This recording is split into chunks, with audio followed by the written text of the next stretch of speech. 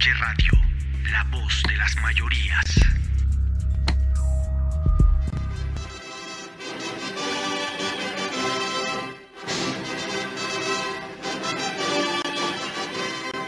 Arriba los pobres del mundo, detienos esclavos sin paz, y vivemos todos unidos, viva la Internacional. 10:32 de la mañana, 14 grados centígrados en la ciudad de Bogotá, hace una mañana relativamente nublada, lo cual no es noticia, y esto es la Internacional, los hechos que debieron haber estremecido al mundo esta semana y no lo hicieron. Comenzamos con el discurso del presidente Vladimir Putin, quien en una comparecencia ante una sesión conjunta del Senado y de la Duma rusa, es decir, del Congreso de la Federación Rusa, pues se refirió a lo que está sucediendo en el conflicto con Ucrania y a la posición de Occidente frente a lo que está pasando. Era un discurso que había despertado muchas expectativas. Se decía que iba a hacer unos anuncios muy importantes sobre una supuesta gran ofensiva que iba a comenzar el ejército ruso en la zona del Donbass, pero realmente el 90% del discurso, pues digamos, fueron lugares comunes, en el sentido de que son cosas que ya se han dicho. El presidente Putin pues explicó la posición de Rusia frente al conflicto, hizo un repaso histórico de lo que ha venido sucediendo prácticamente desde el 2014 con el golpe de Estado nazi en Ucrania, y pues ha sostenido que Rusia realmente no es el agresor, que se está defendiendo y que está garantizando su supervivencia contra las agresiones y contra la hostilidad permanente de la OTAN, que pues ya había venido anunciando que iba a incorporar a Ucrania a la organización e iba a instalar armas nucleares con dirección a Moscú en el país eslavo. Esto, según Putin, pues es lo que motivó, ¿no?, la entrada de las tropas rusas en Ucrania para garantizar la seguridad estratégica de Rusia y para proteger a la población civil del Donbass, de ascendencia y de habla rusa, que estaba siendo víctima de una limpieza étnica en esa zona de Ucrania. También el presidente Putin pues adelantó una serie de anuncios de política social que tienen como objetivo mejorar las condiciones de vida de los rusos, alguna serie de, digamos, de decisiones financieras que pues son como una especie de paliativo a pues, la situación difícil que está viviendo en general toda Europa y Asia y Rusia en particular, debido a la guerra. El anuncio más importante, lo que sí fue nuevo, es la suspensión de la participación de Rusia en el tratado START 3, que es el Tratado de Regulación de Armas Nucleares, lo cual ha sido bastante distorsionado por parte de los medios occidentales, porque ha sido planteado como una amenaza por parte de Putin de que va a utilizar armas nucleares. Esto él nunca lo dijo. Realmente lo que dice es que ni siquiera es que renuncie al acuerdo, sino que simplemente suspende su participación. El acuerdo START 3 es un acuerdo que firman las potencias nucleares del mundo para, digamos, regular y mantener en unos niveles, digámoslo, prudentes, si es que cabe el adjetivo, la cantidad de armas nucleares que tienen en sus arsenales. El hecho es que pues Putin, al suspender esta participación, ha dicho que tiene entonces que va a empezar a hacer pruebas nucleares como las que sabe, va a empezar a adelantar también Estados Unidos, y ha puesto, creo que, el dedo en la llaga en un asunto muy importante y, creo yo, neurálgico de todo este asunto de las armas nucleares, y es que estos tratados de verificación tienen normalmente como objetivo países que no son las potencias occidentales, sino los demás países que tienen armas nucleares como Rusia, India o Pakistán. Pero realmente la evaluación y la verificación de cuántas armas tienen en los arsenales las potencias occidentales como Francia, Inglaterra o Estados Unidos o el propio Israel, que todo el mundo sabe que tiene armas nucleares, pero que no forma parte de ningún tratado de control ni de reducción de armas, pues es decir, es uno de los grandes problemas. Aquí hay una doble moral en el sentido de que estos tratados sirven efectivamente como herramienta de control, que no vamos a decir que están mal estos tratados, es preferible que existan a que no existan, pero realmente las potencias occidentales digámoslo así, se presentan como los verificadores, pero nadie los puede verificar. Entonces lo que dice Rusia es que parte de su regreso también al tratado pues pasa por hacer una revisión de las armas nucleares que tienen los Estados Unidos, lo cual por supuesto no sucederá.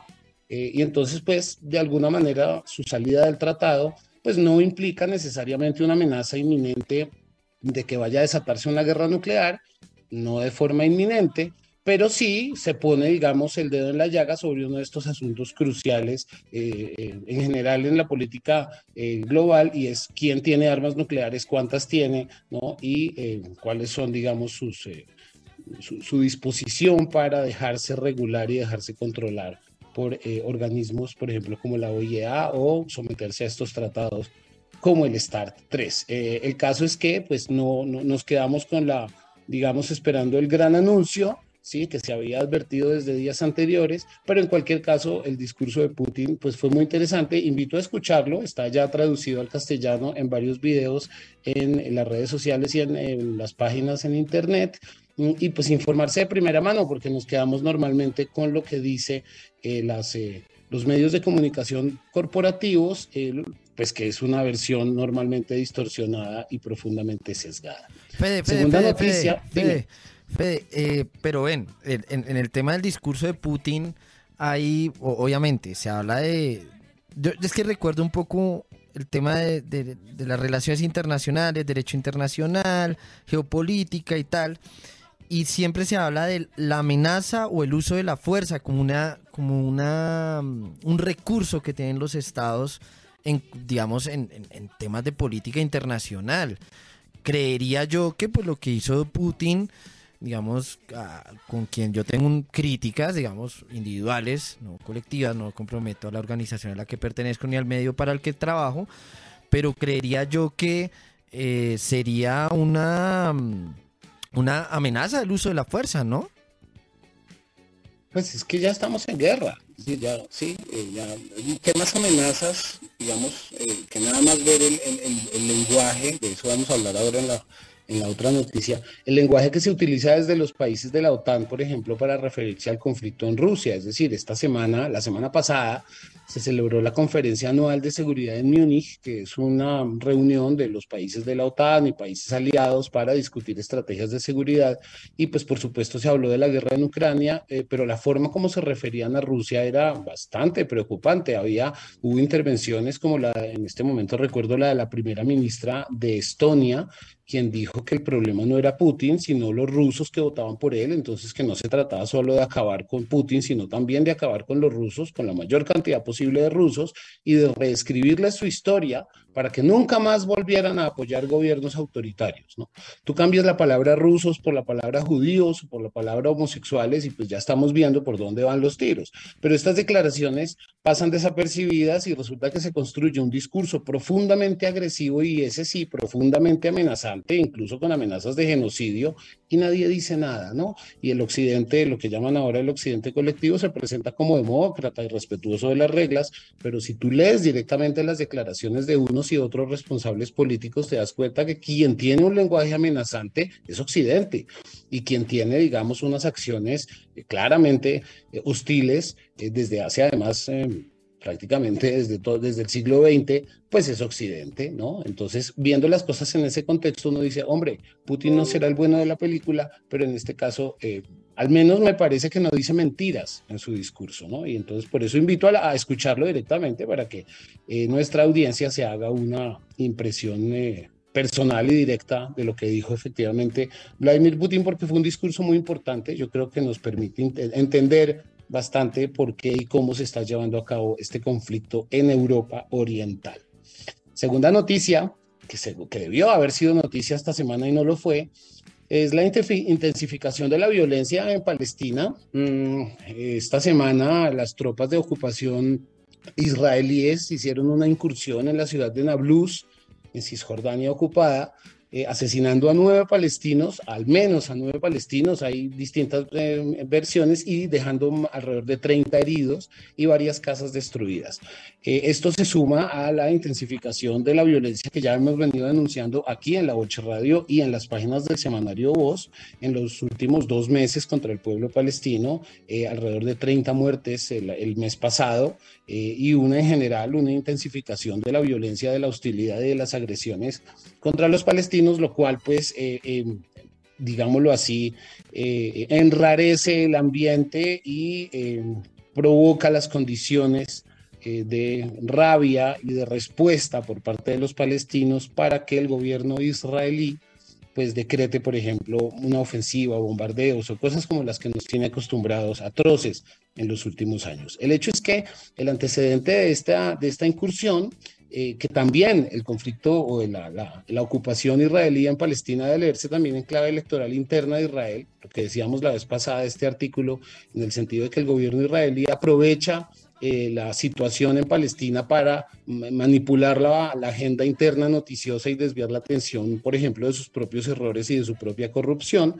El hecho es que la semana pasada se celebró la cumbre de la Unión Africana, que es la organización, el equivalente, digamos, a la CELAC o a la OEA en el continente africano, la 36ª cumbre que se celebró la semana pasada, y allí en Addis Abeba, en la capital etíope, y allí se discutió sobre la permanencia de Israel como miembro observador. Ya desde hace varios años Israel venía desarrollando una política muy intensa de acercarse a los países africanos para que le ayudaran de alguna forma a votar a favor de sus políticas en la ONU, ya que, como sabemos, Israel siempre es sancionado en la ONU a pesar de que nada pasa. Y de alguna forma, pues su membresía como miembro observador, pues le había dado cierta vocería y cierta visibilidad en la Unión Africana. Palestina también es reconocido desde 2013 como miembro observador, a pesar de que ninguno de los dos países está en África. Pero esta semana, pues se definió la expulsión de Israel como miembro observador de la Unión Africana, lo cual es una derrota diplomática para Israel. Y además hubo un episodio muy mediático, y es que una delegación de diplomáticos israelíes se colaron en la sesión de la organización sin ser invitados. Fueron identificados por las fuerzas de seguridad, por los agentes de seguridad del recinto, y fueron expulsados de la sesión. Entonces, claro, esto se volvió, de hecho la noticia fue la expulsión de los diplomáticos y no tanto la expulsión de Israel, ¿no? O la exclusión de Israel como miembro de la Unión Africana. Entonces, este traspiés mediático también nos puede servir para comprender un poco, seguramente, porque a Israel le interesa desviar la atención, decir que está persiguiendo terroristas, destruir un par de casas, asesinar unas cuantas decenas de palestinos y poner a la gente a hablar de otra cosa para que esta noticia pase desapercibida. Y como, de nuevo, estas noticias pasan desapercibidas. Tercer hecho que debió haber sido noticia esta semana y no lo fue. Y es que desde hace varias semanas viene intensificándose de una manera muy preocupante el lenguaje de Occidente contra China, en particular a propósito digamos, del asunto de Taiwán, ¿no? En donde ha vuelto otra vez a hablarse de Taiwán, de hacer entrenamientos, de instalar armamento estratégico en Taiwán, en fin, que por supuesto pues es una línea roja para China.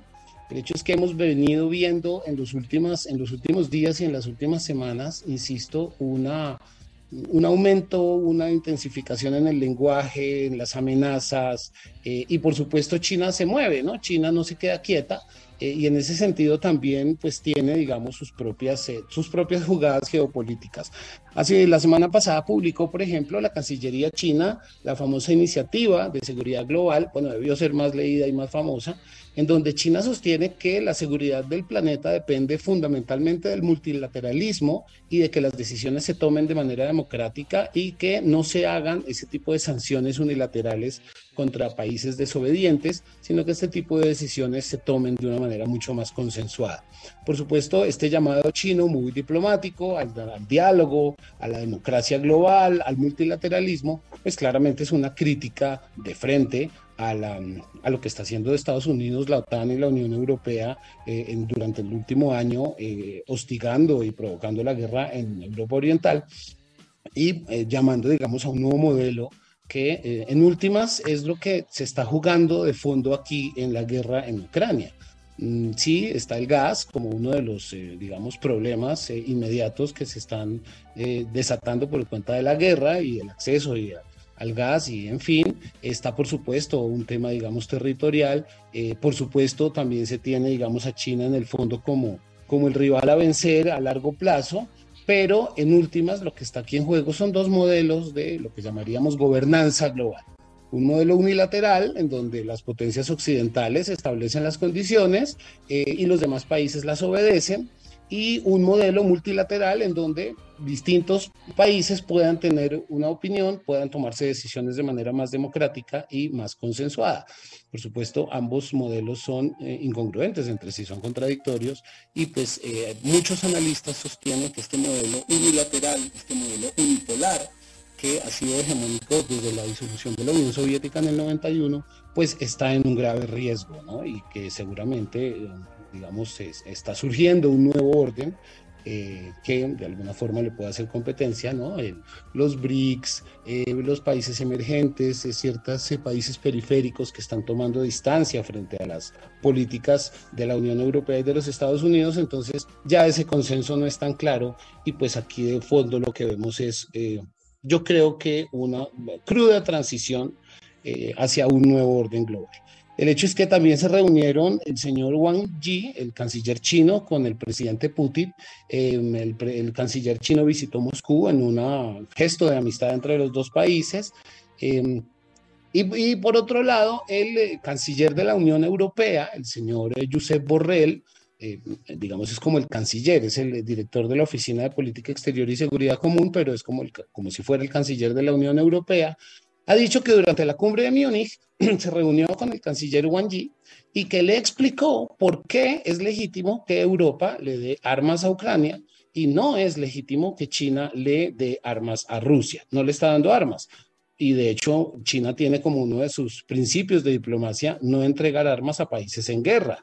Y ha advertido que esas noticias que circulan de que China está enviando armamento y está enviando instructores y son falsas. Es decir, China, si bien no participa de las sanciones contra Rusia y se mantiene neutral en el conflicto, pues justamente esa neutralidad también pasa por no entregar armas. El hecho es que esto ha sonado mucho en los medios de comunicación, han circulado muchas falsas noticias sobre el supuesto apoyo militar que China le está dando a Rusia. Entonces, pues los chinos, muy en su estilo, le preguntan a Europa, bueno, y en caso de que eso sucediera, ¿por qué no es legítimo que nosotros le entreguemos armas a Rusia mientras ustedes sí le están entregando armas a Ucrania? Y la respuesta que dio el señor Borrell es: yo le expliqué al canciller y le dejé muy clara la diferencia. No dijo cuál era la diferencia ante los medios de comunicación, pero al parecer se lo explicó con mucha claridad al canciller chino. Ya me imagino cómo fue esa reunión, y en cualquier caso el señor Borrell amenazó con que pues si China llega a darle armas a Rusia estaría traspasando una línea roja en sus relaciones con la Unión Europea. Entonces hay que pararle bolas a este asunto de China. Está aumentando la hostilidad del lenguaje, están aumentando las amenazas. China vuelve otra vez a ser una amenaza a propósito de los famosos globos espías y de los marcianos y de los ovnis que ahora sobrevuelan Estados Unidos.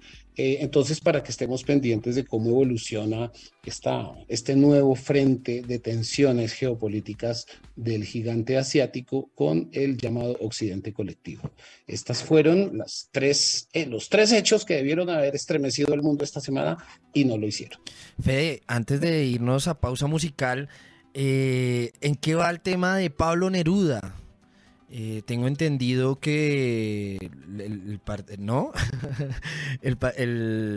una autopsia determinó que de una muela encontraron, no sé si sepa sobre eso, al parecer hay una hipótesis, ¿no? Se va confirmando la hipótesis que comenzó siendo una teoría de la conspiración, pero después terminó ya con una exhumación, todo ese proceso.